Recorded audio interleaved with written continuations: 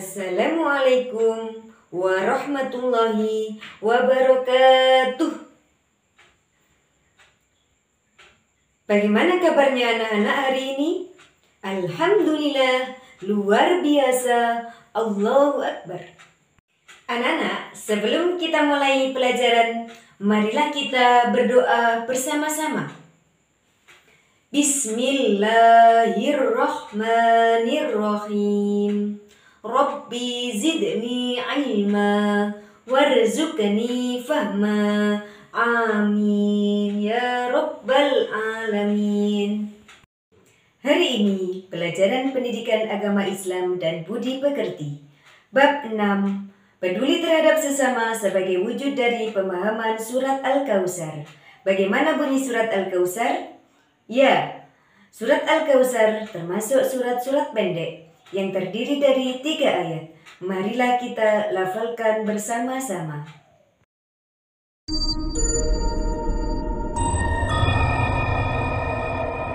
Bismillahirrahmanirrahim. Inna a'tainakal kautsar. Fasalli li rabbika wanhar.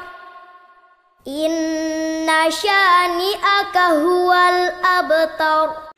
Marilah kita mendengarkan penjelasan materi berikut ini. Teman-teman, pernah tidak kalian melihat kegiatan ini?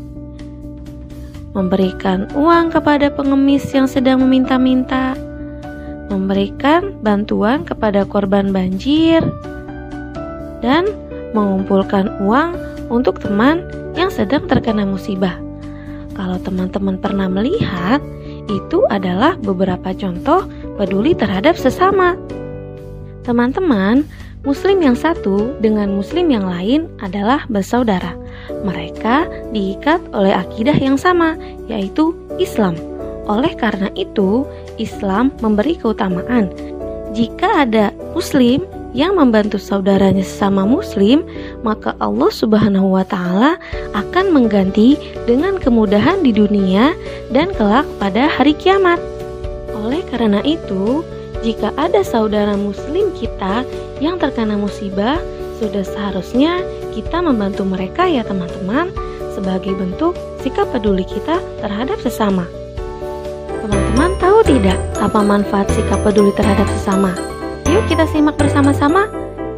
Manfaat sikap peduli terhadap sesama untuk diri sendiri sebagai bentuk rasa syukur kepada Allah Subhanahu wa Ta'ala, dan untuk orang lain agar dapat merasakan persaudaraan yang erat antara sesama Muslim. Teman-teman, salah satu sahabat Nabi, yaitu Utsman bin Affan, adalah orang yang sangat dermawan. Yuk kita simak kisahnya. Pada waktu kaum muhajirin pertama kali sampai di kota Madinah, mereka menghadapi kesulitan dalam mendapatkan air minum. Di Madinah saat itu hanya ada satu sumur yang dimiliki seorang Yahudi dan tidak mengizinkan kaum muhajirin mengambil air dari sumur itu. Melihat keadaan demikian, Rasulullah SAW mengumumkan kepada orang-orang Islam, barang siapa yang bersedia membeli sumur itu untuk kepentingan kaum muhajirin, niscaya Allah Subhanahu wa Ta'ala akan memberi ganjaran berupa pancuran di surga. Seketika itu juga, sahabat Utsman bin Affan menyanggupinya dan membeli sumur itu seharga 20.000 dirham. Utsman bin Affan menghadiahkannya kepada kaum muslimin untuk kepentingan bersama. Kisah yang kedua, setelah umat Islam semakin bertambah jumlahnya, Masjid Nabawi di Madinah dirasakan sempit dan tidak dapat menampung jamaah lagi. Pada waktu itu, Nabi Muhammad SAW bertanya, siapakah yang bersedia membeli tanah di sekitarnya untuk keperluan perluasan masjid itu? Pada suatu ketika, Nabi Muhammad SAW mendapat berita bahwa kerajaan Romawi Timur akan menyerang Madinah. Beliau mengumpulkan sahabat-sahabatnya untuk mencari dana untuk menghadapi serangan tersebut. Utsman bin Affan yang terkenal kaya dan dermawan itu segera menyerahkan 1.000 ekor unta, 50 ekor kuda, dan 1.000 mata uang emas untuk membantu Nabi Muhammad SAW menghadang kerajaan Romawi Timur yang akan menyerang Madinah.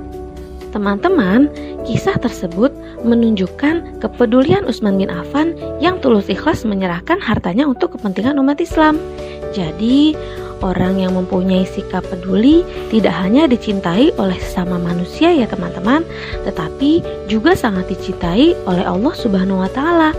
Sebagaimana Rasulullah SAW bersabda, orang yang bermurah hati itu dekat dengan Allah Subhanahu wa taala, dekat dengan sekalian manusia, dekat dengan surga, dan jauh dari api neraka. Karena menurut ajaran Islam, orang yang memberi itu lebih baik daripada orang yang menerima. Sebagaimana sabda Nabi Muhammad SAW, al-yadul ulya khairum minal yadis sufla, al-yadul ulya hiyal munfiqah, wa sufla hiyas sa'ilah.